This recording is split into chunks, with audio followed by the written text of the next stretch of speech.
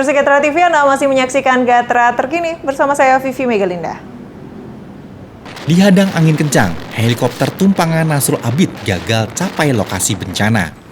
Akibat angin kencang yang melanda sejumlah wilayah Sumatera Barat, helikopter Badan Nasional Penanggulangan Bencana atau BNPB yang ditumpangi Wakil Gubernur Sumbar, Nasrul Abid berbalik arah. Pasalnya, bukannya hanya angin kencang, tapi juga awan tebal. Peristiwa itu terjadi pada Jumat kemarin saat Nasrul Abid bersama pihak BPBD Sumbar hendak menuju lokasi bencana di Mapat Tunggul, selatan Kabupaten Pasaman. Kita sudah terbang ke atas lebih kurang 10 menit, begitu mau melintasi bukit, karena itu di atas bukit, bukitnya tinggi, ternyata awannya tebal dari sini kan kelihatan. Ini kan kita dari kaptennya tidak berani, tentu perlu keselamatan yang diutamakan.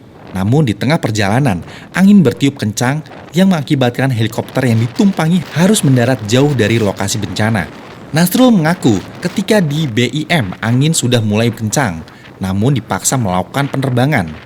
Akhirnya ketika hendak menuju di balik perbukitan kawasan Pasaman, pilot menyatakan sangat berisiko jika awan tebal ditembus. Maka dengan kejadian itu, pihaknya minta maaf tidak menyapa langsung warga Mapat Tunggul Selatan. Dari Padang, Wahyu Saputra melaporkan.